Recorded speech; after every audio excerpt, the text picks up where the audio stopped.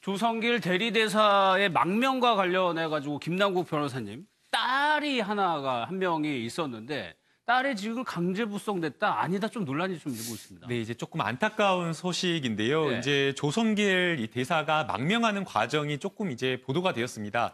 딸이 이제 뭐 지난주까지만 하더라도 딸이 북송된지 여부에 대해서 우리 정보기관이 좀 확인해 줄 수 없다. 그리고 다른 어떤 뭐 이탈리아나 다른 뭐 서방의 정보기관들도 확인된 바 없다라는 그런 이야기가 나왔었는데요. 이제 오늘 날짜에 이 보도를 보니까 좀 확인이 된 사실로 좀 내용이 나오는 것 같습니다. 이 탈북 망명 과정을 보게 되면 조성길 대사가 먼저 이제 빠져나와가지고 망명 사실을 알렸다라고 이야기를 하고 있고요. 그리고 이제 그 다음에 조성길 대사의 부인이 이제 망명을 하려고 신변적인 어떤 안전 조치를 했는데 이 문제는 이 고등학생 자녀가 한 명 대사관에 그대로 남아 있었다고 합니다. 그런데 이 대사관에 있었던 고등학생 자녀가 대사관에 있었던 북한 측의 어떤 직원들에 의해서 이 감시를 받던 그런 상황이다 보니까 함께 빠져나오지 못하고 이제 이 조성길 대사하고 본인의 부인만 함께 나왔다라고 하고 있고요. 이 딸 같은 경우에는 이 북으로 강제 북송된 것 같다라고 지금 확인된 바 있습니다. 강 변호사님, 이게 과정을 한번 역추적해 보면 처음에는 자녀 때문에 태영호 공사 때도 그런 얘기, 자녀 때문에 망명했었거든요. 일단 그거는 아닌 것 같고, 그런 거죠. 딸은 대사관에 남겨둔 상황에서 부부가 먼저 나간 거란 말이에요. 그래서 이제 먼저 딸을 그래서 이제 버리고 뭐 이렇게 망명을 한 거냐, 아니면 그런 것은 아니고 먼저 이제 부부가 망명을 하고 딸을 데려가려고 하다가 그것이 실패한 것이냐, 이런 얘기가 나오고 있는 거죠. 지금 그 조성길 대리대사 같은 경우에는 11월 10일에 대사관을 떠났다는 겁니다. 그리고 딸은 11월 14일에 북한으로 돌아갔다고 하는 것인데, 지금 나오는 얘기는 먼저 딸까지 망명을 하기가 어렵자 딸을 대사관에 남겨놨고, 그리고 딸은 조부모와 살고 싶다고 그래가지고 북한으로 돌아갔다는 얘기가 나오고 있고요. 그래서 자진적으로 이제 돌아간 것인지 아니면 강제 송환이 된 것인지에 대해서는 의견이 좀 있는 것 같습니다. 근데 태영호 지금 전 대사 같은 경우에는 강제 소환된 것이 아니냐, 이쪽에 이제 방점을 찍고 있는 것이죠.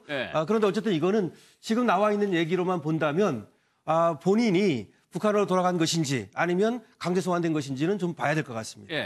그러니까 이 조성길 대사가 대사관을 떠나기 전으로 해가지고 북한에서 알았던 거예요. 그러니까 딸을 인질로 잡고 작전을 한번 펼치거든요. 그렇군요. 그렇게 볼 수 있는 거죠. 그다음에 이제 지금 말씀하신 그러니까 두 가지가 있는데, 하나는 딸이 이제 몸이 좀 불편한 부분이 있어서 그 부분을 일부러 놓고 갔다, 이렇게 주장하는 부분도 있고. 그러니까 두 의견이 있어서 어느 의견이 맞는지는 지금으로서는 모르겠어요. 그러나 이제 그러니까 조성길 대사 대리 부부가 만약에 딸이 그렇게 될 줄도 알면서 본인이 그냥 딸을 포기하고 갔다고 하면 이게 부모로서 과연 그럴 수 있을까, 의문이 생겨요.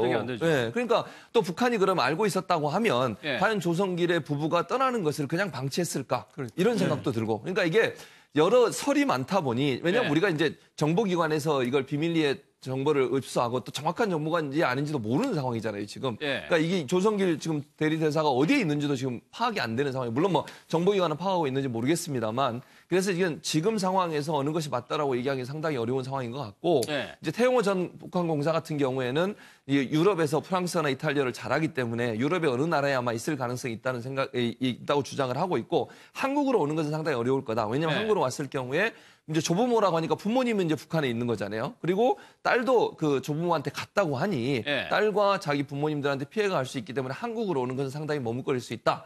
그러면 결국 본인의 정체가 드러나지 않는 상황에서 계속 유럽의 어느 나라에서 숨어 살아야 되는 건데, 그것도 제가 볼 때는 쉽지 않을 것 같아요. 경제적 활동도 해야 되고 또 생활비도 어느 정도 충당을 해야 되는 상황이 된다고 하면 그렇게 생활하기는 상당히 어려울 수 있거든요.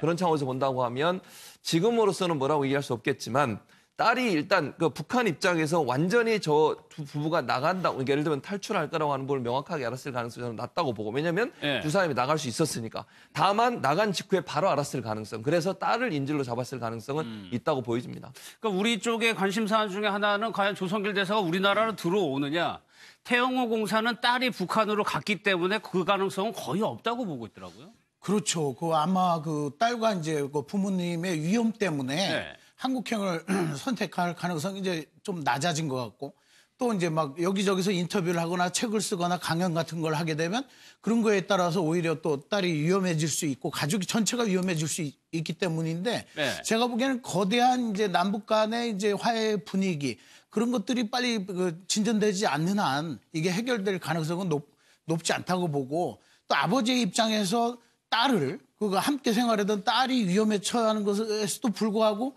자기 어떤 소신을 위해서 한국행을 선택하기도 굉장히 어려울 것 같기 때문에 네. 제가 보기에는 정보를 어떤 정보들을 가지고 있는지에 따라서 한국과의 그 결혼 내지는 정보를 주고받고 하는 것은 가능할지 모르지만 한국을 선택할 가능성 지금 현재로서는 네. 굉장히 낮다라고 볼 수밖에 없죠. 알겠습니다.